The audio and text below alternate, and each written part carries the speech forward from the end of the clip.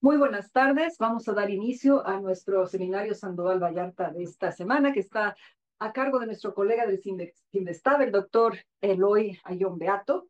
El doctor Ayón Beato se graduó de licenciatura en la Universidad de La Habana, bajo la supervisión del doctor Alejandro Cabo, realizando estudios preliminares sobre las singularidades de los agujeros negros. Posteriormente retomó estos estudios durante su doctorado en CINVESTAB bajo la supervisión del doctor Alberto García, investigador emérito del Departamento de Física. Su trabajo conjunto los llevó a encontrar la primera solución exacta de un agujero negro regular en relatividad general. Publicación catalogada como topside, tiene al momento más de 500, casi 900 citas, 900 citas, que es, bueno, un número increíblemente alto.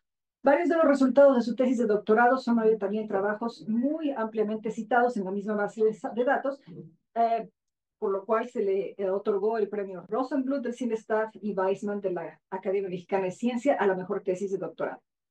Realizó su postdoctorado en el Centro de Estudios Científicos de Valdivia, bajo la supervisión del doctor Jorge Zanelli, y amplió su pericia en el tema de agujeros negros y realizó varias contribuciones también muy ampliamente citadas. Posteriormente se incorporó como profesor titular a la Universidad de Veracruzana y más tarde a la planta del Departamento de Física del CINVESTAB. Sus intereses abarcan un amplio espectro de temas en gravitación, obviamente la física de agujeros negros, la comprensión de la gravedad en altas y bajas dimensiones y otras teorías modificadas, aspectos gravitacionales de la tira de cuerdas, defectos topológicos en espacios curvos, simetrías residuales del campo gravitacional y varios tópicos relacionados a estos. Su investigación se ha beneficiado de su alta experiencia en el uso intensivo de técnicas de computación simbólico-algebraica, nota para los estudiantes, ¿sí? Y sus contribuciones acumulan alrededor de más de 4.000 citas en InspireHead. Desde su incorporación al CINVESTAB ha graduado 6 estudiantes de doctorado y 11 de maestría, y desde 2016 tiene la distinción de ser investigador nacional nivel 3 del ESP. Adelante, Eloy, ahora nos va a hablar de The Last Work of Alberto García, The First Nonlinear Charged Spinning Black Hole, en español, no se preocupen. Muchas gracias, Miriam, por leer mi semblanza, y a Genaro por la invitación. Así que me da mucho placer. No recuerdo si alguna vez se da un seminario acá. He estado acá varias veces, ¿sí? Muchos años, ya. Pero Ya, ni yo me acuerdo, así que, así que fue hace mucho. Entonces, bueno, este trabajo es un trabajo que es muy cercano, y bueno, está basado en estos dos trabajos que publicó Alberto García, y un trabajo posterior que hice luego ampliando sus resultados. Y bueno, lamentablemente Alberto García falleció el año pasado, y entonces obviamente o sea, esta charla está completamente dedicada a su memoria. Alberto fue profesor emérito del Departamento de Física, y bueno, a lo mejor al final les voy a pedir como que lo celebremos un poco con un minuto de aplauso, pero antes de eso quiero explicarles por qué voy a hablarles justo de su último trabajo, y creo que es algo muy bonito porque es una muestra de el compromiso con la ciencia que tenemos que tener los científicos, y Alberto fue alguien muy comprometido que estuvo trabajando hasta el último momento. Y de verdad que en realidad muchos de nosotros quisiéramos despedirnos así como lo hizo él. ¿Ya? Entonces, bueno, ¿de qué se trata esto? Bueno, resulta que, bueno, aquí no se logra ver bien, pero a mediados de los 80, la gente del CINVESTAB, el grupo de gravitación del CINVESTAB, liderado por Plebanski, y bueno, y Alberto García era uno de los colaboradores más importantes de Plebanski. Aquí está Salazar, que fue estudiante de Alberto. Ellos publicaron este trabajo. Es un trabajo sobre electrodinámica no lineal en el contexto de la relatividad general. A ver, eh, el grupo de relatividad del CINVESTAB cultivó varias áreas, pero una de sus mayores áreas de experticia fue justo la electrónica no lineal. Y eso viene de una tradición, viene obviamente de Plebanski.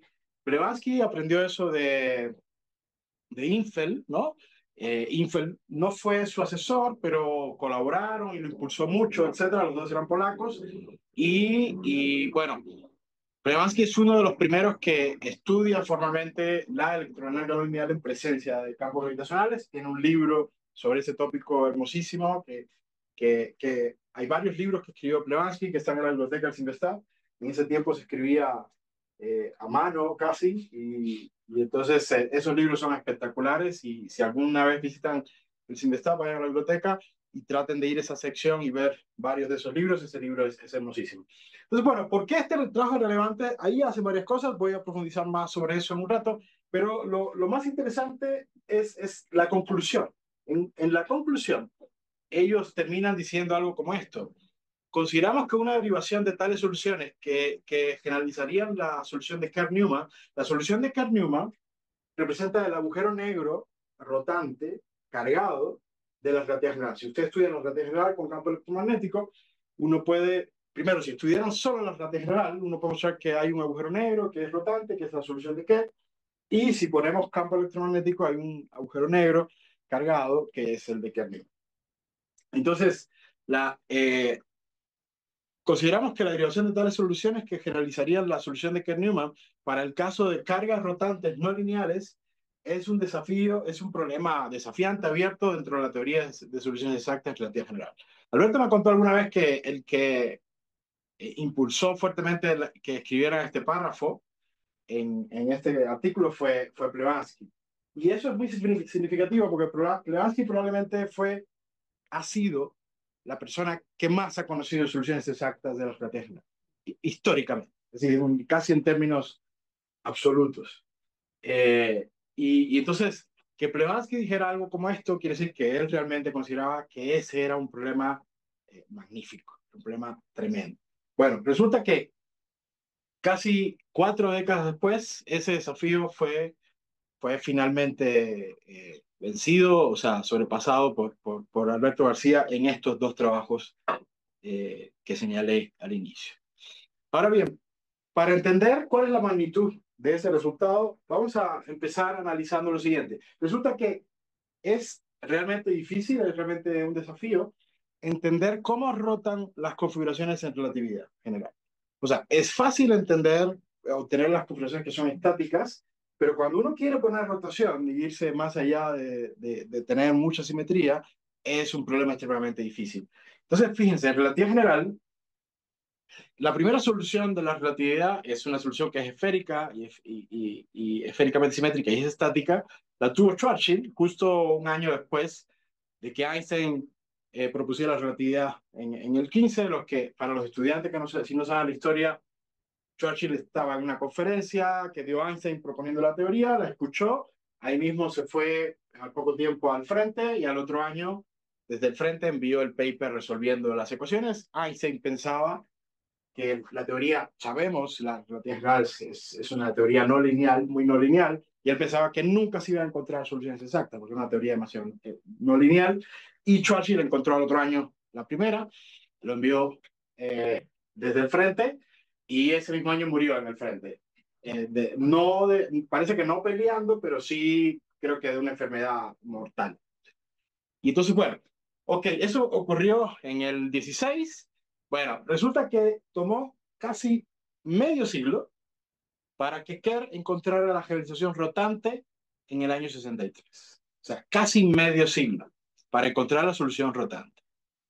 Bueno, si uno va más allá del vacío, por ejemplo, con el electromagnetismo, las soluciones cargadas electromagnéticas se encontraron justo un poquito después de las soluciones de vacío. Por ejemplo, en el caso estático, Reiner y Nostrom lo encontraron un poquito después de Schwarzschild, y por eso ahora se le conoce como de Reiner-Nostrom, esa solución cargada. Y en el caso de rotante, Newman con sus estudiantes encontró la solución un poquito después de Kerr. De hecho, esta historia es interesante porque eh, Kerr luego ha hecho varios reviews sobre eso, y según él ya entendía cómo se hacía la organización de electromagnética, le faltaban algunos aspectos formales, y Newman lo que hizo fue que dijo, son estas 6 configuraciones, y tenía 6 estudiantes, los puso tú, resolves esta, y ya, el que dé, todos vamos, y así fue, así es el ADOL. Y bueno, ahora se le conoce como la solución de Kerr-Newman nada más, y los ADOL, o sea, entonces nunca se dijo un problema así, con bien preciso con su asesor, no esas alternativas, porque entonces no van a trascender. Ya. Entonces, sabemos desde el trabajo de Lorentz Infeld, que lo mencioné hace un ratito, que es posible entender también los fenómenos electromagnéticos de una manera no lineal, o sea, violando el principio de superposición. Y bueno, eso se puede entender de dos maneras. Una manera en que se podría entender es que el electromagnetismo este lineal, que satisface el principio de superposición, que es al que estamos acostumbrados, podría no ser la teoría fundamental y que podría, no sé, a cierta escala, que tener un comportamiento no lineal. Adquirir un comportamiento no lineal, eso podría pasar, por ejemplo, no sé, al interior de las estrellas o cosas así. En realidad, tenemos unas cotas muy importantes a nivel experimental en física de partículas y no hay un problema con respecto a eso todavía, no hemos visto esas desviaciones, pero hay otra manera también que se puede entender, que es que sabemos que cuando cuantizamos el electromagnetismo y cuando cuantizamos en general las teorías de campo, hay una manera efectiva de reentender los fenómenos cuánticos como contribuciones no lineales, que son clásicas. ¿Ya? Entonces esa es otra manera, eso ocurre en el caso de electrodinámica, de QED, etc. Entonces hay dos maneras de entender de que es importante entender los comportamientos no lineales del electromagnetismo. Bueno, en este caso, el caso estático, voy a decir, hay muchas referencias de agujeros negros que son estáticos, de referencias así, pero cito este trabajo porque me parece que es el trabajo más completo que se hizo hasta este trabajo reciente de García sobre configuraciones estáticas en presencia de electrodinámica no lineal. Entonces, bueno, este es el problema que estuvo abierto por mucho tiempo y justo ese es el problema que resolvió García recientemente, en el 2021, en medio de la pandemia, así que alguien más o menos sí trabajó en la pandemia. ¿Ya? Bueno, ok. Para entender esto, vamos a empezar reentendiendo Maxwell. Vamos a revisar Maxwell, pero vamos a hacerlo de una manera en que normalmente no lo hacemos. Y es como un tipo de teoría que se llaman teorías BFs. Las teorías BF son teorías que son topológicas, eso quiere decir que son términos de frontera, así que cuando uno los varía no dan ecuaciones de campo, o las ecuaciones de campo que dan son puro gauge, ¿no? Pura norma. El electromagnetismo obviamente no es una teoría de BF, entonces en general a las teorías BF uno les agrega ciertas contribuciones, dejan de ser BF, y a eso se le llama teorías tipo BF. Entonces vamos a describir el electromagnetismo así, de esa manera, tipo BF, y cuando uno escribe el electromagnetismo de esa manera, tipo BF, también se le llama a eso la formulación de Plebanski, porque él fue el primero que lo entendió de esa manera. De hecho, eh, hay una manera de entender la gravedad que es tipo BF, y esa formulación, las variables asociadas, comúnmente se conocen como las variables de Astercar, pero en realidad esas variables las propuso Plebanski por primera vez porque él fue el primero que estudió esta formulación BF de la relatividad y estuvo completamente inspirado en la manera en que se estudia el electromagnetismo. Muy bien. Entonces, el punto de partida van a ser las ecuaciones de Faraday, que se escriben de esta manera, covariantemente. F es la intensidad, la intensidad de Maxwell. Y si lo escribimos en formas diferenciales, las escribo de una manera muy compacta, simplemente el diferencial de F es igual a cero. Aquí básicamente uno lo que tiene, F es antisimétrico. Esto es una especie de derivada también antisimetrizada. Y la consecuencia directa de esto es la existencia del potencial vector. O sea, que F se escribe como el diferencial del potencial vector. Y bueno, lo que sabemos cómo hacer un principio de acción para el potencial vector, pero acá lo vamos a hacer de otra manera. Además de A, vamos a incluir unos campos auxiliares que voy a llamar P. P va a ser un tensor que es antisimétrico y la acción va a ser la siguiente. Voy a tener un producto de F por P y aquí voy a tener un invariante que construyo con P, que es el producto de P consigo mismo. Ya. Entonces, fíjense, si tomamos este principio de acción, variamos con respecto a lo que nos da son el análogo de las ecuaciones de Maxwell, que escritas en formas diferenciales se escriben de esta manera, sería ese mismo diferencial, que es una derivación antisimetrizada, actuando sobre el dual de P. El dual, para los estudiantes que no han visto geometría, etcétera, geometría diferencial, el dual es una especie de operación que uno puede hacer sobre cantidades antisimétricas, que lo que hace es que desorganiza un poco los índices, y en el caso este solamente desorganiza los índices, pero en otras dimensiones puede incluso dar otro tipo de tensores antisimétricos que puedan tener más componentes. ¿Ok? Entonces, de manera compacta se escribe de esta manera, así las ecuaciones de Maxwell, y fíjense que tiene una estructura muy parecida a las de Faraday en este contexto, así que eso implica necesariamente localmente la existencia también de un potencial vector. O sea, el dual de P es el diferencial de un potencial vector que fíjense aquí, la estrella esta la estoy escribiendo a la derecha, así que no es dualización como esta. Así que básicamente esto es una manera para indicar que este potencial vector es el asociado al dual de P. Así que esto va a ser el diferencial de A estrella simplemente. Y esta estrella es un simbolito, no significa nada. Es una etiqueta. ¿Ok? Entonces, bueno, uno puede... el principio de acción no es solo para A, es también para P. Entonces, cuando uno varía con respecto a P, lo que obtiene son lo que se llaman las relaciones constitutivas, que es una relación entre F y P. Si usamos estas relaciones constitutivas ahora en las ecuaciones de Maxwell, obtenemos la forma estándar de las ecuaciones de Maxwell, que serían de F igual a 0 y diferencial del dual de F igual a 0. Bueno, muchos pueden decir, oye, pero ¿por qué quieres formularlo así? Al final tienes lo mismo, es un poco obtuso verlo de esa manera, pero creo que va a ser más obvio más adelante que de esta manera es muy fácil entender los fenómenos no lineales en el electromagnetismo, generalizando esta manera de entender. Bueno, uno puede incorporar la gravedad en este contexto. La manera de hacerlo simplemente sería analizar la misma acción que analizamos antes, pero le agregamos el término Einstein-Hilbert, que es la acción para la gravedad, así que ahora es un funcional la acción también de la gravedad, y si variamos con respecto a la gravedad, lo que obtenemos son las ecuaciones de Einstein, que vienen de esta manera. El término izquierdo es un operador diferencial sobre el campo gravitacional, sobre el potencial gravitacional, que es la métrica, y aquí está la información de la materia, que es el tensor y momentum, que en el caso del electromagnetismo viene dado de esta forma que está acá. Muy bien. Ya que tenemos, o sea, que reentendemos la teoría de Maxwell de esta manera, vamos a ver cómo funcionan todos estos ingredientes en la única solución que describe un agujero negro rotante en esta teoría de Einstein-Maxwell.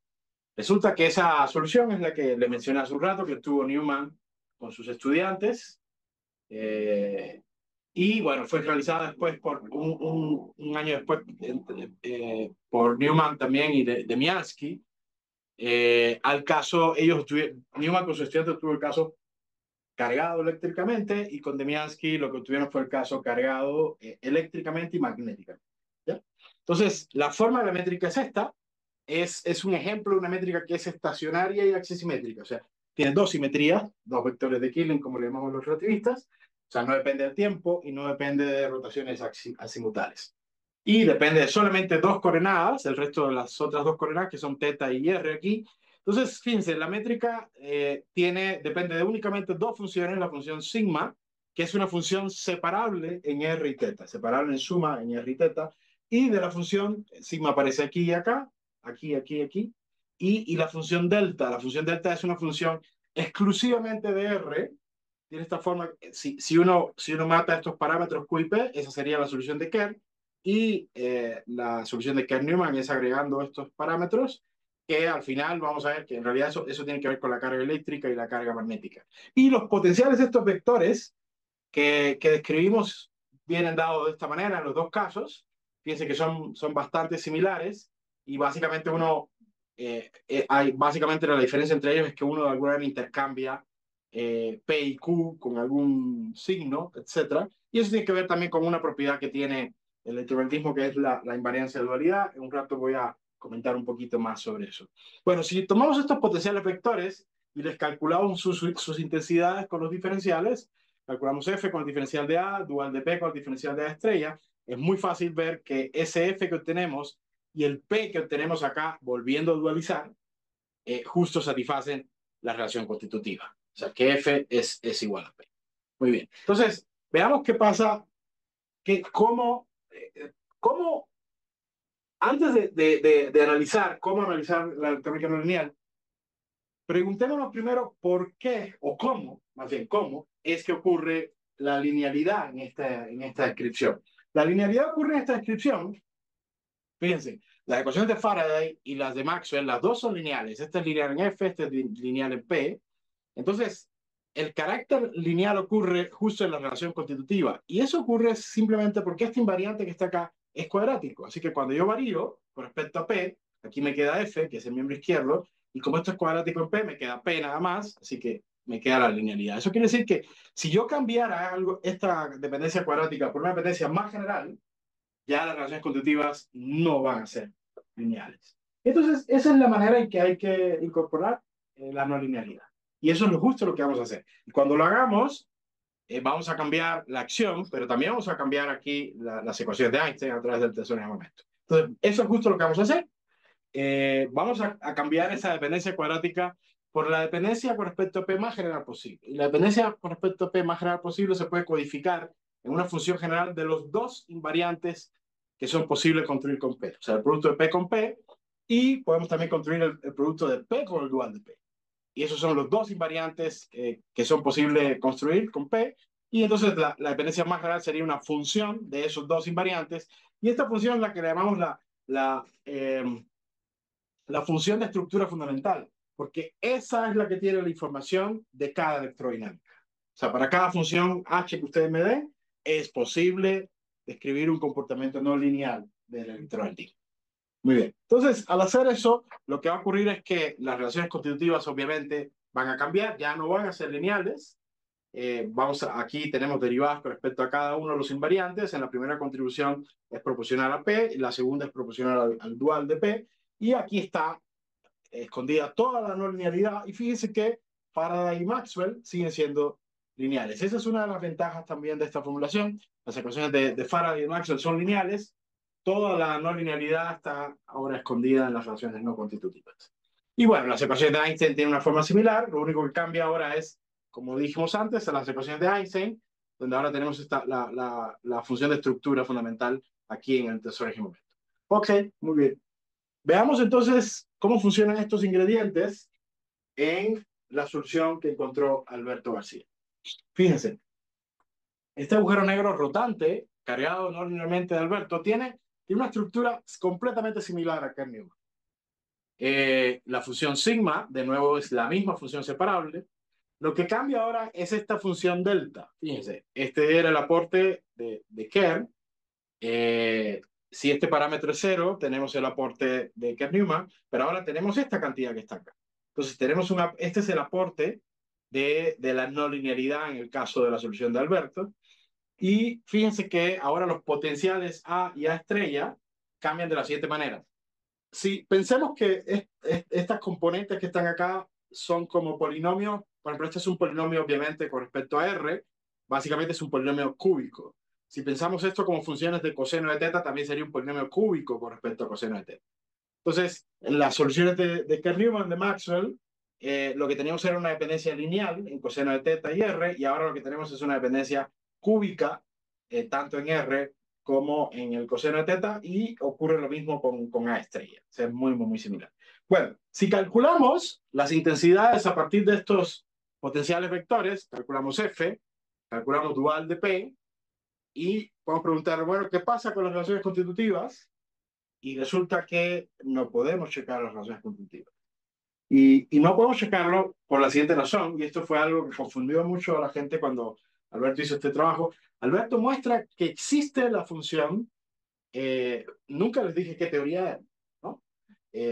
Bueno, Alberto muestra que existe la función de estructura fundamental que describe la electrodinámica de la cual es solución toda esta configuración, pero no es una función, no se puede escribir como una función elemental de los invariantes. Y entonces eso confundió mucho a los referees, ¿qué es eso que tienes una solución de una teoría que no me dices con precisión cuál es, pero me dices que existe? Entonces, bueno, obviamente eso fue un inconveniente, y la pregunta es, bueno, ¿cómo le damos la vuelta a este problema? Y bueno, podemos darle la vuelta a este problema, y aquí es donde viene mi contribución, usando este trabajo que mencioné al inicio, que dije que era uno de los más influyentes para mí, en mi opinión, en electrónica no lineal. Resulta que en este trabajo, entre las cosas que ellos hacen, las varias cosas que ellos hacen, ellos introducen nuevas formulaciones sobre la electrónica. O sea, además de esta formulación que les acabo de dar, a la Plebanski, eh, ellos introducen nuevos formalismos. Entonces, tratemos de describir qué formalismos son esos, y para hacer eso, el punto de partida es el siguiente. Imagínense que ustedes tienen el espacio-tiempo que les guste, siempre pueden elegir una base nula donde pararse, como pararse físicamente en un sistema de referencia. Obviamente, si uno se separa en una base que es completamente nula, únicamente uno puede tener dos vectores LI nulos en cuatro dimensiones para un espacio lorentziano, así que los otros dos vectores tienen que ser complejos conjugados uno del otro. Entonces, imagínense que tienen esa base nula, y lo que vamos a hacer es lo siguiente. Esas bases están indeterminadas por rotaciones de Lorentz. Entonces hay infinitas rotaciones de Lorentz que puedo tomar, ¿no? Porque los parámetros del grupo de Lorentz, que son 6, pueden cambiar localmente. Entonces hay infinitas maneras en que rotaciones que puedo hacer. Entonces vamos a hacerlo de la siguiente manera. Vamos a tomar una base que esté alineada a lo largo de los autovectores electromagnéticos. Los autovectores electromagnéticos sabemos que tienen que ser nulos. Entonces vamos a pararnos justo ahí. Entonces, si es así, entonces la forma en que uno escribe las dos formas F y P es esta. O sea, uno tiene componentes únicamente a lo largo de este producto de teta 1 y teta 2, y de este par teta 3, teta 4. O sea, y si logramos eso lo que quiere decir es que, en efecto, estos vectores están asociados con los autovectores electromagnéticos que son comunes de los dos. Son comunes porque ellos tienen que obedecer las relaciones constitutivas, entonces son proporcionales. Entonces, los autovectores de uno necesariamente tienen que ser los autovectores del otro, son comunes. Y las componentes en esa base van entonces a estar asociadas con los autovalores. Fíjense que solamente esta estructura es la que permite que realmente, si uno plantea la ecuación de autovalores, realmente eso sea compatible con que estas sean los autovectores de los campos electromagnéticos. Y por otra parte, estos son, como estoy parado en una base nula, estos son invariantes también, D, B, E y H. Y bueno, básicamente estos invariantes se conocen como la intensidad del campo eléctrico, la inducción eléctrica, la inducción magnética, la intensidad del campo magnético. Son un poco como esas cantidades vectoriales que normalmente definimos en el electromagnetismo, pero aquí no son vectores, son invariantes. Cada una de ellas son escalares. Muy bien. Entonces, bueno, ok. Entonces, fíjense, los invariantes estándares, que serían el producto de F por F, de F por el dual de F, si uno escribe estas cantidades en esa base, pues básicamente todo esto se puede escribir en términos de esos invariantes. De E y B, o sea, F por F y F por el dual de F se puede escribir en términos de E y B, y lo mismo ocurre con P y P dual de P, ellos se escriben en términos de D y H. Eso quiere decir que en esta descripción, la descripción eh, tipo F o a la Plebanski, una función de estos dos invariantes, P gargoleado y Q gargoleado, en realidad es una función también de D y H. Si lo vemos de esta manera, o sea que las variables fundamentales son estos dos invariantes, pues las relaciones constitutivas que pusimos antes se escriben de una manera muy sencilla. Si escribimos esto en esa base, F, P, etcétera, adquieren esta manera súper sencilla, donde básicamente E y B, que son los campos asociados con F, se escribe en términos de derivadas parciales de la función de estructura H. Una con respecto a D con un signo y otra con respecto a H con un signo positivo. Entonces, una manera compacta de escribir las relaciones constitutivas es escribir el diferencial de H gargoleada, de H caligráfica, donde quiera que estén las derivadas parciales, escribimos ahí los campos que definen. Entonces, esta es una manera compacta de decir, las relaciones constitutivas son estas que están acá. O sea, de escribir las relaciones constitutivas. Muy bien. Entonces, bueno, la otra ventaja de esta formulación es que las ecuaciones de Einstein se reducen únicamente en esta base a 2 ecuaciones. Yo puedo partir las ecuaciones de Einstein en su parte libre de traza. Ese es el tensor de Ricci libre de traza. O sea, si ustedes toman la traza acá, esto da 0. Y su traza. Entonces, eso quiere decir que del lado derecho lo que tengo es la parte libre de traza del tensor de momentum y la traza del tensor de momentum. Entonces, únicamente se reduce a 2 ecuaciones, que una sería la traza, y la parte libre de traza básicamente tiene 2 componentes, pero una es menos la otra. Así que básicamente tenemos 2 ecuaciones fundamentales nada más. Entonces, eso es una ventaja tremenda. Los que han visto alguna vez o han planteado las ecuaciones de Einstein para cualquier problema, saben que eso es una ventaja tremenda. Muy bien. Ok, bueno, ¿cuál es estos formalismos nuevos que dieron ellos? Fueron los siguientes. Bueno, ¿qué pasa si hacemos transformadas de Legendre? Y, por ejemplo, hacemos esta transformada de Legendre, que vamos a llamarla M+, y tomamos el producto de B por H y le restamos H caligráfica, y tomamos esta M-, que sería tomar el producto de D por E y sumarle H caligráfico. Entonces, si tomamos el diferencial, por ejemplo, de M+, y aquí tomamos el diferencial de H, donde ahí está la información de las relaciones constitutivas, lo que nos da es esto que está acá. Y esto nos grita cuál es la forma de las relaciones constitutivas para esta función M+. Nos dice que primero que depende de D y de B y que las derivadas parciales de M+, definen a E y a H. ¿Ya? Entonces, esta es una formulación que depende ahora de puras inducciones, así que podemos llamarla como una formulación de inducción. Y en el caso M-, M- depende de puras intensidades, así que podemos entenderla como una formulación de intensidades. ¿Ok? Entonces, ellos dieron estas formulaciones y bueno, hasta este punto puede parecer que no es nada extraordinario, solamente hacer un par de transformadas de Legendre. Sin embargo, tiene unas ventajas tremendas. Por ejemplo, primero, preguntémonos qué forma tiene la teoría de Maxwell en este contexto. La teoría de Maxwell tiene esta manera, es una combinación cuadrática de las dependencias de M+, que son D y B, y M- igual, una combinación cuadrática de las dependencias de M-, que son E y H. Esta es la forma que tiene Maxwell, y en ese trabajo ellos se preguntan, les hablé hace un rato, que una de las propiedades que tiene la teoría de Maxwell es la invariancia de dualidad, que de alguna manera, físicamente, la manera más intuitiva, pedestre, es como intercambiar cargas eléctricas por magnéticas. En realidad lo que uno hace es una especie de rotación entre los campos y hay una invariancia de las ecuaciones de movimiento, no de la acción, y eso es lo que se conoce como la invariancia de dualidad. Y ellos se preguntaron, bueno, que si existen electrodinámicas que tengan esa propiedad de invariancia de dualidad igual que Maxwell. Y la respuesta es muy compacta, es simplemente la siguiente. Este es el formalismo, estos formalismos en M+ y M- son los formalismos adecuados para escribir teorías que son invariantes de dualidad. Y las teorías invariantes de dualidad simplemente serían una función general de la teoría de Maxwell, de las funciones de estructura de Maxwell. Eso es una ventaja tremenda. Recientemente hay un tópico que se ha puesto como muy de moda, son unas electrodinámicas. Hay quien se hizo la pregunta, unos colegas hicieron la pregunta de la teoría de Maxwell, además de la invariancia de dualidad, tiene otra propiedad también que es la invariancia conforme, que es que yo puedo cambiar la escala pero localmente. O sea, eso se realiza simplemente cambiando la métrica por un factor que es una función positiva. Y Maxwell es invariante ante esas dos simetrías y se preguntaron, bueno, ¿cuáles otras electrodinámicas son invariantes ante estas dos simetrías? Y bueno, hay mucho trabajo sobre eso. La derivación de esas teorías es un poquito complicada, pero sin embargo, si uno usa estos formalismos que propuso el grupo Simestal en los 80, es súper fácil, es una trivialidad demostrar que la única que es invariante de dualidad y que además es invariante conforme, y eso es lo que la gente llama ahora modmax, y es un tópico bastante popular, es esta que está aquí. Simplemente uno tiene que la función de estructura, las funciones de estructura son proporcionales a la función de estructura de Maxwell.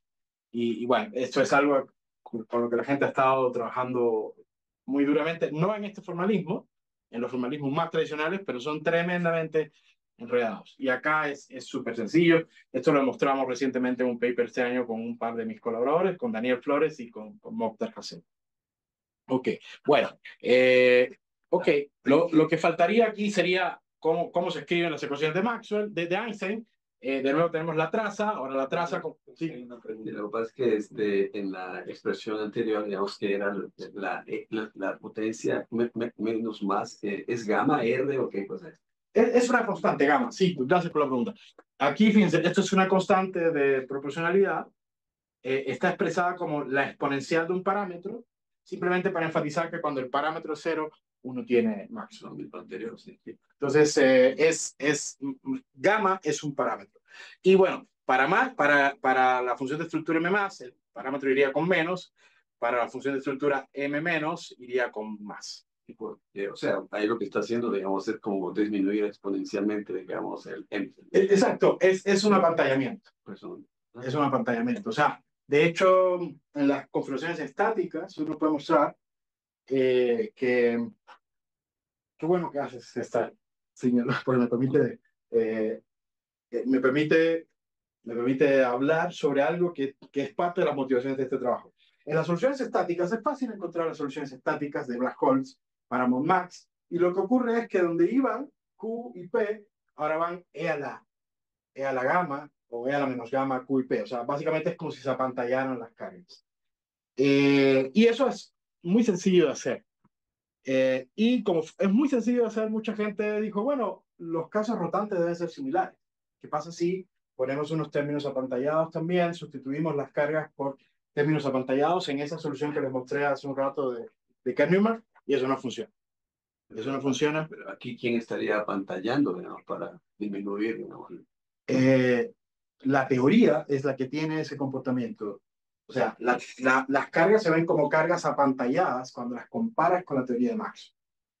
¿Ya? Pero no es un apantallamiento en el sentido estricto que estás pensando. O sea, luce como. Muy bien. Entonces, bueno, lo que estaba diciendo es que eso no funcionó en los casos rotantes. Y el problema, ahí la gente se dio cuenta que no era fácil encontrar las configuraciones rotantes y es un problema que todavía no se resuelve y que está abierto. Y bueno, la gente que entendíamos sobre electrodinámica lineal y sobre esto, sabíamos que claro que era un problema abierto porque no se conocía ninguna configuración, no para ModMax, para ninguna. Y por eso también es relevante este trabajo de Alberto, porque es el primer trabajo que permite mostrar cómo uno puede encontrar al menos una configuración rotante en electrónica lineal que no es la de ModMax. Ok, bueno. Bueno, las ecuaciones de Einstein, básicamente, como hicimos una transformada de Leandro, ahora nos aparece aquí M más y M menos, y acá, ojo, luz igual, pero aquí hay que tener en cuenta simplemente, en dependencia de si trabajamos con la función de estructura M más o la M menos, cuáles son las variables que son fundamentales y cuáles son las que hay que expresar a través de las relaciones constitutivas. Es lo único que hay que considerar ahí. Ok, muy bien. Entonces, ahora sí estamos listos para describir qué hizo Albert. ¿Ya? ¿De qué manera pensó él y qué fue lo que resolvió? Bueno, resulta que el approach de Alberto se basa en dos aspectos. El primero lo llamó los alignment conditions. ¿En qué consiste esto de los alignment conditions? Consiste en lo siguiente. Bueno, y si yo tomo, o sea, de lo que se trata es de encontrar configuraciones que son rotantes, por tanto van a tener esas mismas simetrías que tiene Kerr-Newman, que son estacionarias y axisimétricas. Entonces, si yo tomo una configuración, un ansatz para la métrica, estacionario, axisimétrico, uno puede demostrar que estos potenciales vectores, A y A estrellas, existe un gauge donde se puede escribir de esta manera. O sea, ellos tienen componentes solo a lo largo de t y el ángulo azimutal, del tiempo y el ángulo azimutal, y esas componentes solamente dependen de las otras coordenadas. Obviamente, eso existe solo en un gauge determinado, porque si hacen una transformación de gauge, eso lo pueden destrozar. ¿Ya? Y sabemos que podemos usar todas las funciones de gauge que se nos ocurran. Entonces, si uno trabaja en ese gauge, pues ahora uno calcula las intensidades asociadas con esas cantidades, y cuando uno las calcula, y además en esa métrica que nos interesa, la escribimos en una tetrada nula, calculamos estos diferenciales de acá, y lo que no sé, lo escribimos en términos de la tetrada nula, resulta que no tiene esa estructura tan linda que es la hipótesis de estas formulaciones de Alberto, de Salazar García y Plebansky, no tiene esa forma tan linda. ¿Por qué? Porque en realidad si uno calcula eso, lo que ocurre es que están estas componentes, pero salen todas las componentes posibles, salen muchos más componentes. Entonces esto lo que está diciendo es que en realidad esa tetrada métrica que a ustedes les gusta, esa tetrada nula, no está alineada a lo largo de los campos de los autovectores electromagnéticos, y claro que no tiene por qué estarlo. Es una tetrada arbitraria, así que no tiene por qué estarlo. Y entonces básicamente la condición que impuso Alberto es, pues alineémoslo. O sea, vamos a imponer que estas cantidades son cero. Y si ponemos que esas cantidades son cero, estamos imponiendo que esa tetrada métrica donde estamos parados está alineada con los vectores electromagnéticos, y eso es lo que le llamó los alignment conditions. Lo bonito de haber pedido eso es que él muestra que esos alignment conditions son integrables y que uno puede integrar esas condiciones, no las voy a poner explícitamente, no es necesario, se pueden integrar y cuando uno las integra, resulta que es posible expresar, codificar los dos potenciales vectores en términos de funciones separables. O sea, una función que, o sea, AMU se puede escribir en términos de una función que depende solo de R y otra que depende solo de teta, y lo mismo para A estrella. Entonces, uno puede integrar completamente esas condiciones y eso fue un ingrediente completamente nuevo. Al final voy a comentar un poquito, o si no lo hago, recuérdenme la pregunta, ¿por qué en ese trabajo del 85 no encontraron soluciones rotantes? ¿Qué era su objetivo? Muy bien. Entonces ese es el primer ingrediente, los alignment conditions. Y el segundo es uno que él llama los key conditions. Como vamos a ver, los key conditions en realidad no son condiciones, no son restricciones. El que acabamos de imponer hace un rato es una restricción. ¿Ya?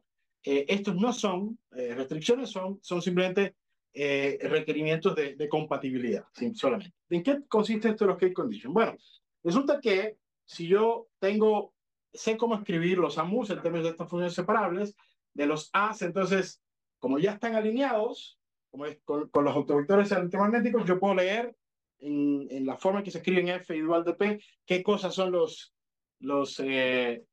invariantes E, B, D, H, etc. Y si yo tengo ahora estas cantidades que están escritas en términos de derivadas de estas funciones, puedo preguntarme sobre las relaciones constitutivas, ¿no? Porque las relaciones constitutivas las expreso de esta manera, muy sencilla, ¿no? Y resulta que cuando uno inserta aquí esa forma de D, toma su diferencial, aquí B, toma el diferencial de H, lo que le sale a la derecha, resulta que obviamente va a ser una forma en R y teta, y entonces si uno toma el diferencial de eso, resulta que no es, no es una forma cerrada. Y eso lo que quiere decir es que en realidad esto no es el diferencial de nada y no tendría por qué serlo, porque todavía no hemos dicho qué función es esta ni hemos dicho nada sobre eso, solamente calculamos el miembro derecho. ¿Ok? Entonces, el miembro derecho, si lo calculamos, en general no es una forma cerrada. Entonces, los key conditions básicamente es una condición de compatibilidad que es exigir que existe la función de estructura y por tanto eso tiene que ser una forma cerrada para que pueda ser exacta lo que hay. ¿Ya? Entonces, esa es o sea, si uno calcula esto, básicamente lo que está definiendo es una forma que no necesariamente es el diferencial de nada, así que podemos usar esta como notación que usamos en termo. Entonces, el key condition solamente es exigir que esa cantidad es exacta y que por tanto entonces existe, se puede escribir como el diferencial de una función si logramos resolver eso. Entonces, ese es el key condition, esos son los key conditions. Y lo interesante de los key conditions es que como ya sabemos qué forma tiene esto de BH en términos de estas funciones, básicamente son una condición para estas funciones separables. Son condiciones para estas funciones separables. Y si uno logra encontrar alguna solución para esas funciones separables, básicamente para esas funciones separables que uno encuentre, uno estaría encontrando que localmente esto se puede escribir como el diferencial de una función. Así que estas son condiciones de integrabilidad para la existencia de la función de estructura. Y eso tiene que satisfacerse. ¿Ok? Entonces, ¿qué hizo Alberto? Alberto lo que hizo fue encontró soluciones cúbicas particulares que son ese comportamiento cúbico que enfaticé en los potenciales vectores. Él encontró unas soluciones particulares para estas funciones separables y entonces con eso fue posible, con eso él le fue posible encontrar la dependencia local con respecto a R y teta de la función de estructura y el problema es que esa función, si uno quiere invertirla para escribir en términos de los campos D y H, no es invertible. Y involucra unos polinomios de alto grado, así que no es posible escribirla en términos de funciones elementales. Y ese fue el problema. ¿Ok? Muy bien. Pero tenemos, en principio, una herramienta que podríamos usar. Esa no es la única manera en que podemos formular las electrónicas no lineales. Podríamos usar también estos formalismos que acabamos de escribir en términos de M más y M menos, la condición es exactamente la misma, ¿no? Porque M más y M menos aquí se expresaría en términos de diferenciales de los campos o productos con los campos igual. Entonces, básicamente, si uno impone esta misma condición, lo que va a dar localmente son las mismas condiciones que da esta. O sea, no importan, no, son las condiciones resultantes no dependen del formalismo.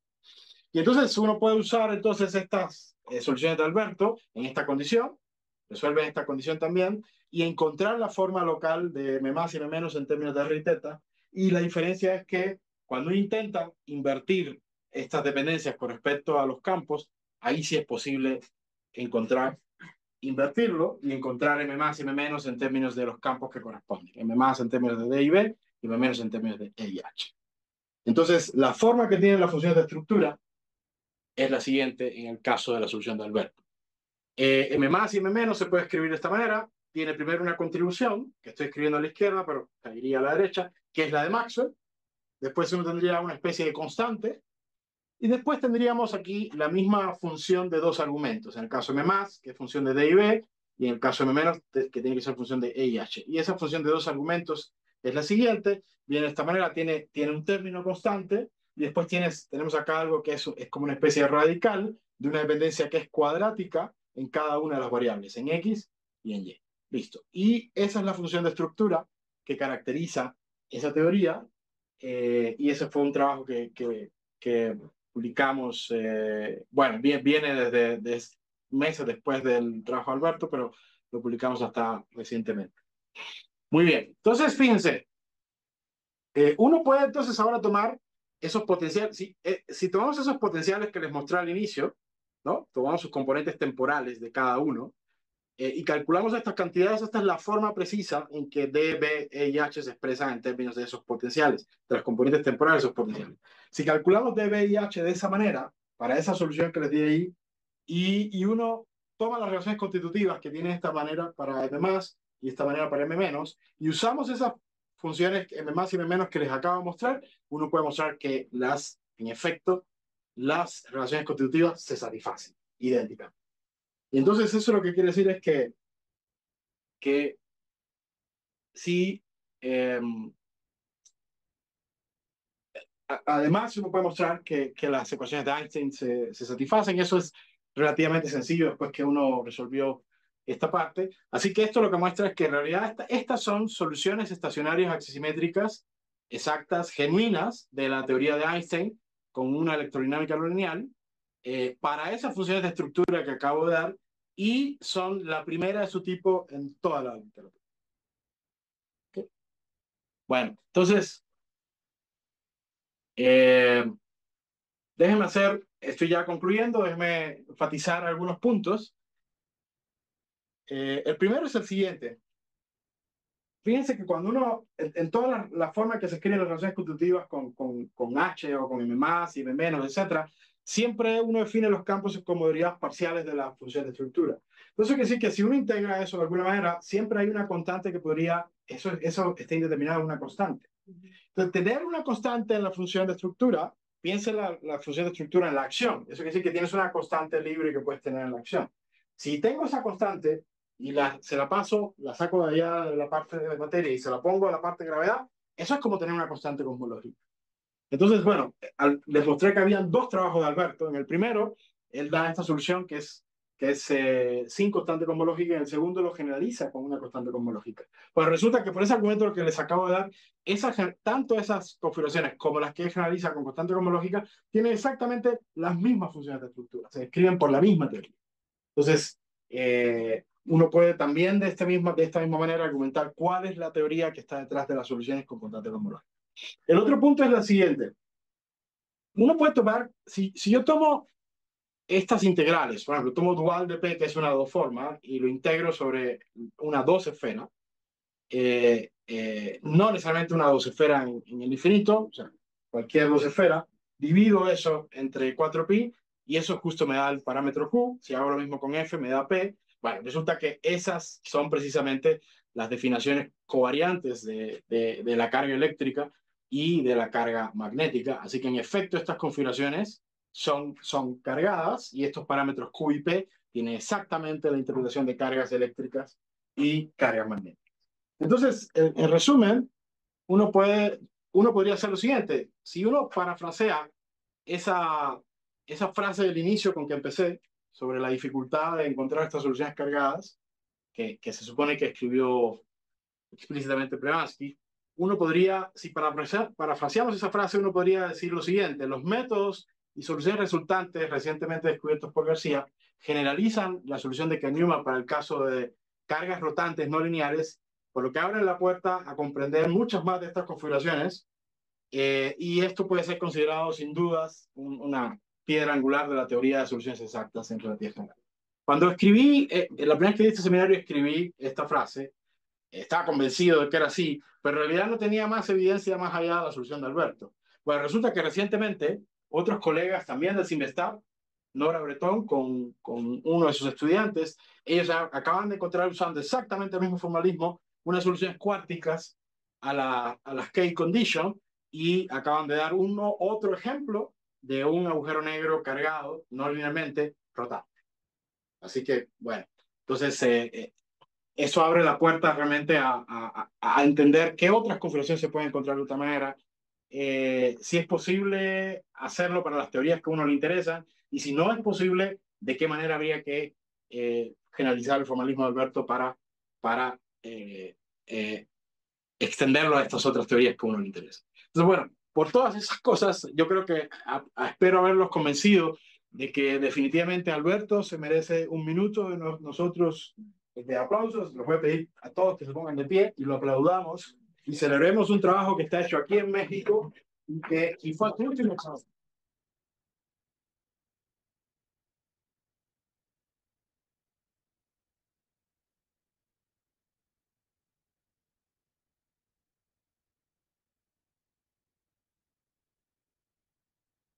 Muchas gracias. Y por eso es que digo que a todos nos gustaría a lo mejor despedirnos de esta noche. Muchísimas gracias, Eloy, por un excelente seminario de un tópico muy complejo, pero que explicaste muy claramente. Muchas gracias. ¿Preguntas? Creo que no nos dijo lo que teníamos que recordarle de que... Muy bien. Ya no me acuerdo ahora cuál era. ¿Por qué no encontró soluciones rotantes?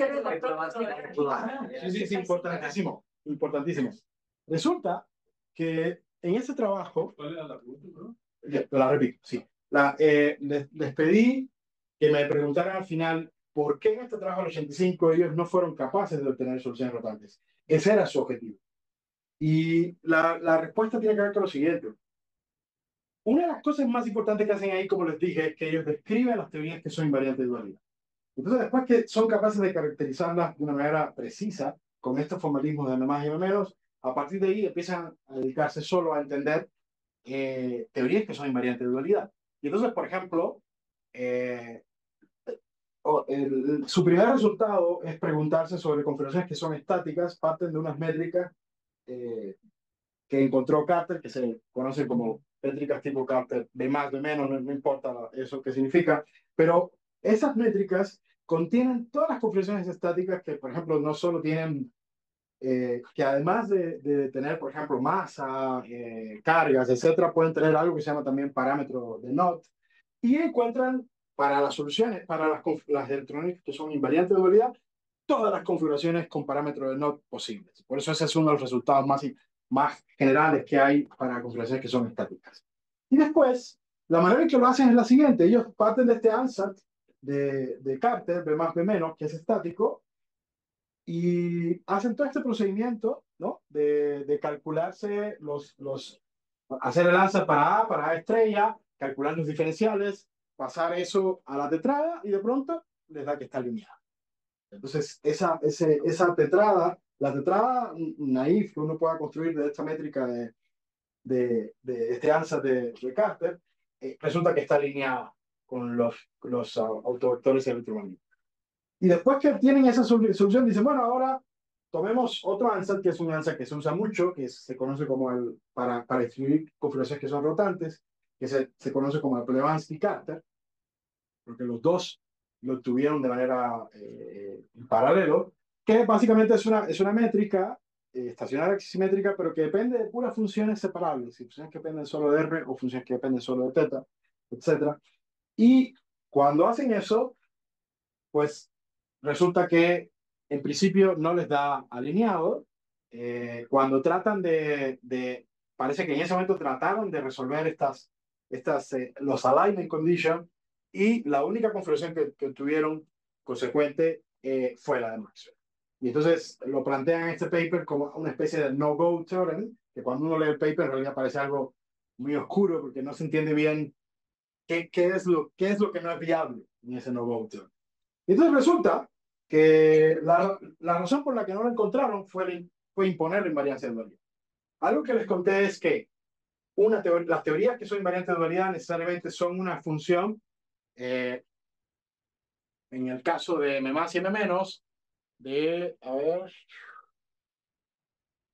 si llegamos, aquí está. Son funciones generales, en principio, cualquier función de las dependencias de Maxwell. Las dependencias de Maxwell son d cuadrado, b cuadrado, y cuadrado y h cuadrado. Solamente son así. Bueno, resulta que la forma que tiene la función de estructura es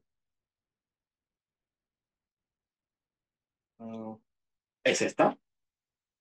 Y fíjense que no depende de... O sea, aquí uno tendría, donde quiere, está x y y, uno tendría que poner d y b. Fíjense, no depende de d cuadrado y b cuadrado. Entonces, esto no describe una teoría que es invariante de dualidad. Entonces, básicamente lo que ocurre es que no había invariancia de dualidad. Y en este formalismo, o sea, la teoría que sale de manera natural es esta, y el único caso que es invariante de dualidad es cuando este parámetro es cero, y lo único que tiene uno es Maxwell. Y entonces esa es la razón de lo que hay detrás de este no-go theorem que ellos encontraron.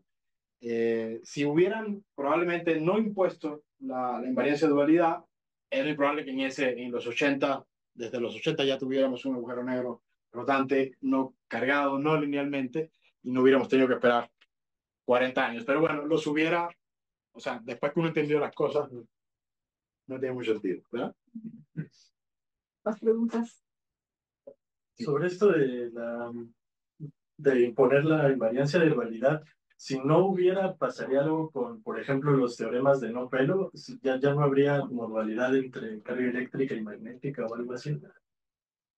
A ver, aquí creo que estamos mezclando los Sí. melones con guayaba, porque en principio la invariancia de dualidad no es un requerimiento para los teoremas de no pelo. O sea, los teoremas de no pelo lo que nos dicen es que los agujeros negros, o sea, la conjetura de no pelo nos dice los agujeros negros están completamente determinados por las cargas globales. Entonces, la carga eléctrica es una carga global, la carga magnética es una carga global. Una manera de entender las cargas globales es justo la definición que puse al inicio, que son integrales que normalmente se entienden en el infinito. En estas populaciones uno puede integrar donde quiera, pero normalmente las cargas en relatividad son conservadas solo si uno toma las integrales en el infinito, y por eso es que uno dice que esas son cargas globales. Entonces, lo único que demanda la conjetura de Nopero es que los agujeros negros estén determinados por cargas globales, pero para nada dice algo relacionado con que tenga que haber una especie de simetría entre las cargas eléctricas y las magnéticas. Así que para nada es contradictorio. Y de hecho, en principio, en electrónicas no lineales, donde uno puede definir perfectamente la carga eléctrica y la magnética, de esa manera que dije, uno espera perfectamente que no haya violación de Nopero, que sean compatibles con el conjunto de Nopero. Sí, gracias. Una pregunta relacionada con eso. En estas no lineal con ModMax, ¿puedes tener algunas soluciones con monopolos magnéticos? Sí, total, Pero, total. o sea, naturalmente, de hecho. Sí. Ah, De hecho, es lo natural. sí, o Porque sea, como hay invariancia, como es lo está natural. la invariancia, realmente está natural. De hecho, lo que puedes hacer es lo siguiente. Imagínate que no te gusta trabajar mucho y dices, yo solamente quiero eléctrica. Y encuentras la eléctrica. Entonces simplemente le haces una rotación de dualidad y encuentras la configuración diónica que tiene las dos. Entonces, de manera natural debería haber carga eléctrica y magnética, porque la simetría de dualidad dice que, o sea, como puedes pasar de una a la otra, entonces básicamente si tienes una con una única carga, puedes construir rotando la que tiene las dos. ¿Más preguntas? ¿Hay alguna forma de ver si estos sistemas son estables? ¿Cómo se ve si un agujero de ese tipo tiene condición de estabilidad? Esa pregunta es sumamente difícil y todavía la gente la estudia en el caso de relatividad. O sea, en el caso de Kerr-Newman, el caso de Kerr. Es más, va a ser más dramático todavía.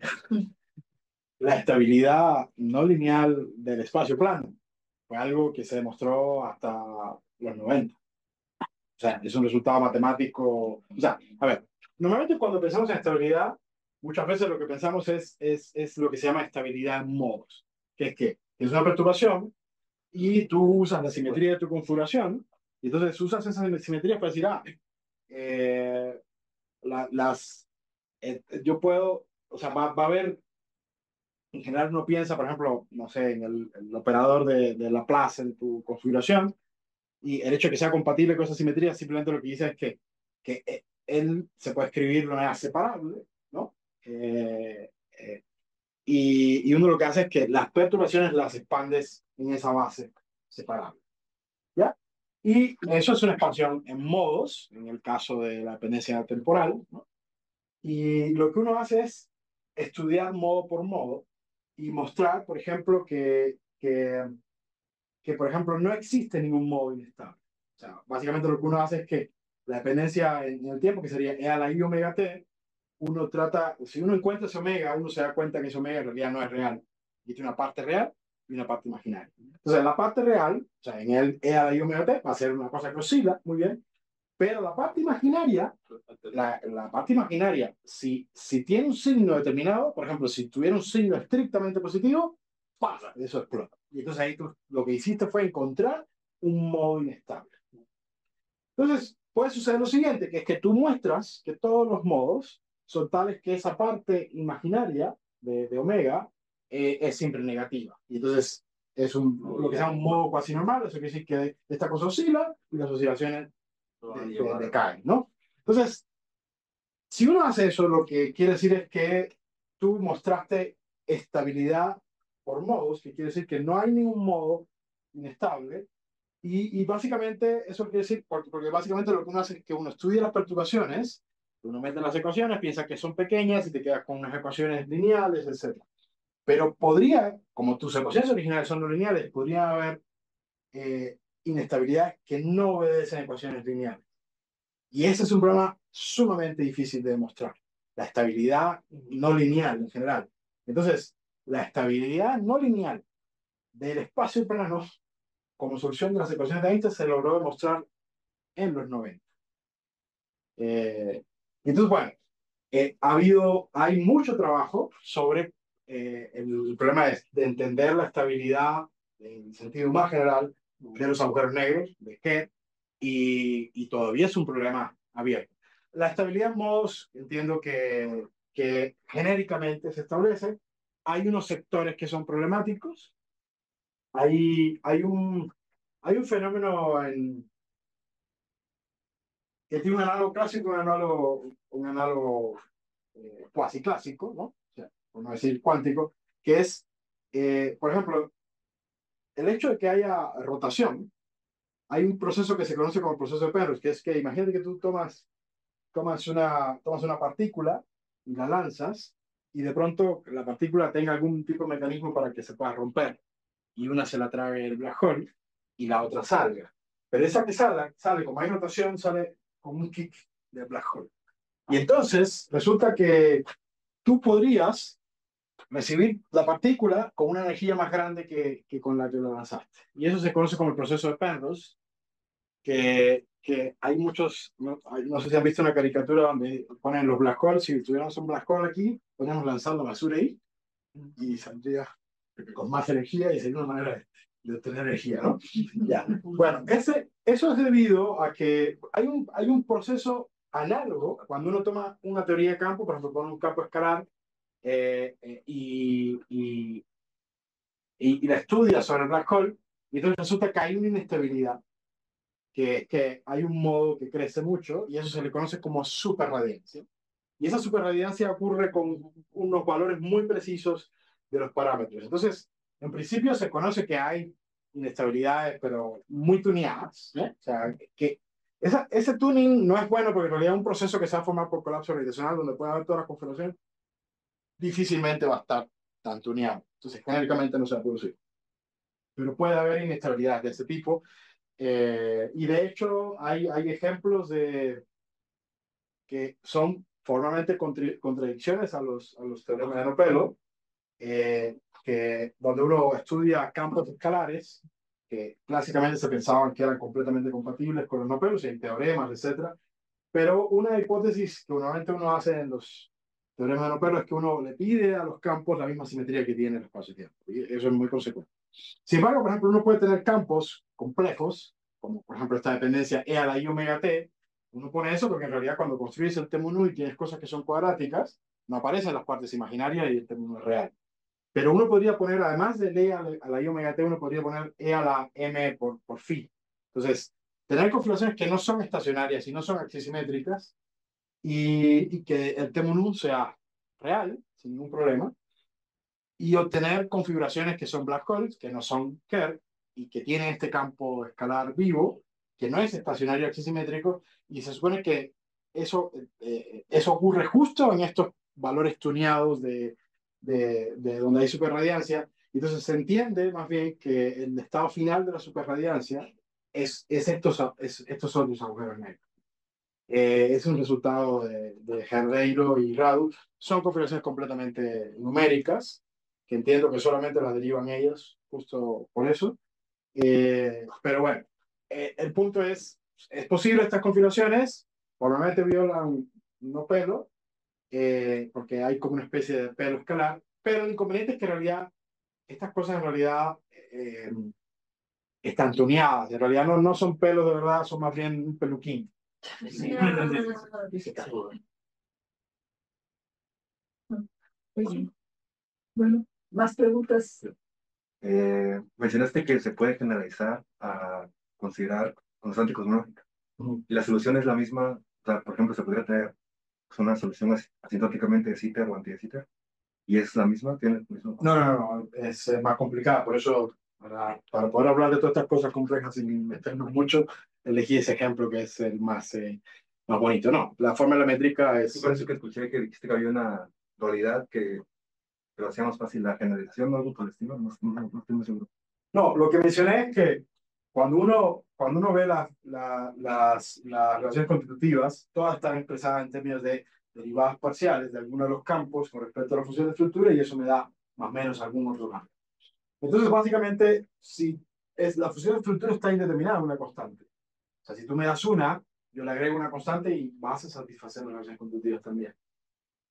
Entonces, la reflexión es que esa indeterminación con respecto a esa constante se puede entender de esta manera. Si yo lo veo a nivel de la acción, esa constante básicamente sí. O sea, yo podría no considerarla. Bien.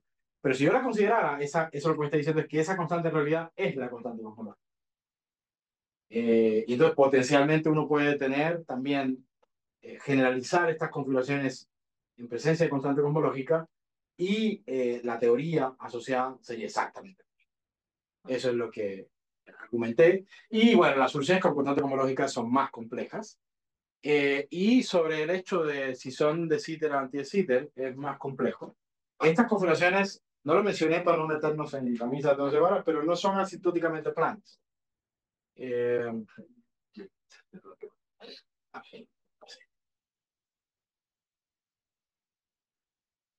Fíjate, un término de constante cosmológica en general es un término que es cuántico aquí en delta. Y bueno, hay más contribuciones de la constante cosmológica en otras partes. Pero algo que ocurre con delta cuando hay constante cosmológica es que tenemos términos cuánticos. Entonces fíjate que solamente por el aporte no lineal tengo un término cuántico aquí. Entonces esto de manera efectiva, la electrónica lineal hace que a nivel de la métrica su aporte es como si hubiera una constante cosmológica efectiva. Y eso quiere decir que cuando pongamos la constante cosmológica, que nos van a salir los términos cuánticos naturales que vienen de la constante cosmológica, podría incluso tener la solución, la situación extravagante en la cual yo podría intentar incluso compensar los términos de constante cosmológica con estos términos no lineales para que la configuración sea asintóticamente plana en presencia de una constante cosmológica. Entonces, bueno, todos esos detalles y sutilezas que pueden tener estas soluciones en realidad no se han estudiado. Esos problemas que están abiertos y ahí hay mucho por hacer para entender detalles físicos de estas configuraciones. Otra pregunta, ¿y este formalismo se puede extender a más dimensiones o menos dimensiones? Espérate. O sea, primero queremos entender. Bueno, mira, por ejemplo, bueno, pues, pero antes de eso, por ejemplo, una pregunta es, bueno, ¿qué pasa con Mon-Max? Mon-Max es una teoría que todo el mundo está estudiando y en varios lugares así top que conozco, donde hay postdoc que se andan queriendo comer el mundo, están interesados a ver quién encuentra primero cuál es el black hole rotante de Mon-Max. Se hace famoso, ¿ya? Nadie ha podido. Entonces, una de las primeras cosas que uno puede, o sea, en realidad yo estaba trabajando antes del resultado de Alberto, yo estaba muy motivado tratando de entender esta cosa no rotante para encontrar este black hole de Mon-Max. Y bueno, en paralelo salió este trabajo de Alberto. Cuando lo sacó, me habló, me dijo, oye, acabo de terminar. En la pandemia varias veces que hablamos, me dijo, estoy trabajando en tal cosa, he tenido resultados avanzados. Ya cuando terminó me dijo, ya, acabo de hacer el proyecto, por favor, míralo y dime qué te parece, no sé qué. Y cuando lo vi dije, ¿qué es esto? No, fuera. Todo lo que estaba haciendo es una tontería. Dije, realmente él entendió todo de otra manera y realmente encontró la punta de un iceberg. Y bueno, una de las primeras cosas que hice, obviamente, además de entender cuál es la electrodinámica que hay detrás de su solución, es entender cuáles otras electrodinámicas hay y, en principio, si es posible escribir Mon-Max de esa manera. Y no es posible. No es posible.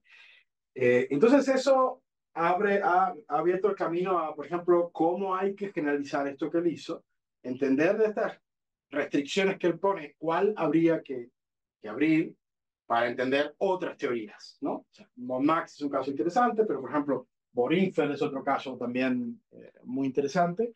Entonces, yo antes de irme a otras dimensiones, mi prioridad sería tratar de tener un formalismo que no solo nos dé agujeros negros rotantes no linealmente cargados para algunas electrodinámicas, sino tener realmente un formalismo donde sea posible obtenerlo para la electrodinámica que uno desee o la que nos diga el experimento en un futuro. ¿Ya? Ahora bien, sobre altas dimensiones, bueno, para que te infartes, para que te infartes en altas dimensiones. En mi dimensión 4, yo, el agujero negro cargado es que puedo cargar, el agujero negro rotante es que lo puedo cargar del Newton. Muy bien. Si yo me voy a altas dimensiones, el agujero negro rotante es una solución que se conoce de Myers-Berg. Una complicación que tiene las altas dimensiones es la siguiente. ¿Qué es el momento angular? El momento angular es una cantidad conservada asociada a una simetría. ¿Ya? La simetría, ¿qué es? La simetría de rotación alrededor de un eje de simetría. Bien. En 4 dimensiones, si yo quito el tiempo y me quedo con algo que es de 3 dimensiones, ¿cuántos biplanos puedo tener para rotar?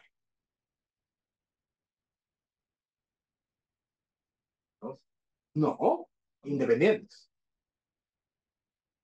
Uno solo. O sea, dame un biplano. Te queda una única dimensión, no puedo formar otro. Entonces, esa es la razón por la que tengo un único momento angular en 4 dimensiones. Si yo me voy a 5, ahora el sector espacial es cuatridimensional. Puedo tener 2 biplanos, donde puedo hacer rotaciones y puedo tener 2 ejes de simetría. 5 dimensiones hay 2 momentos angulares. Entonces, esa es parte de la complicación cuando uno va subiendo la dimensión. Uno puede tener más momentos angulares porque hay más biplanos donde se puede rotar. Entonces, bueno, la generalización de Kerr la encontraron Myers y Perry, unos canadienses, y es una solución básicamente que tiene más momentos angulares. Además de la masa, tiene los momentos angulares correspondientes en esa dimensión. Ahora bien, ahora tú me dices, ah, perfecto, muy bien. ¿Y qué pasa? ¿Lo podemos cargar? ¿Qué pasa si ponemos, qué pasa con el análogo de Kerr-Newman en altas dimensiones? No sabemos cuál es. No se ha encontrado el análogo de Kerr-Newman en altas dimensiones y ese ha sido un problema abierto, que todavía está abierto y un problema fuerte. Entonces, olvídate del torneo mecánico lineal. Maxwell, la teoría que conocemos, si tratamos de entender cómo rotan las configuraciones cargadas en altas dimensiones, ese es un problema bien, no lo entendemos. Muy bien. Y muchas gracias a Luis.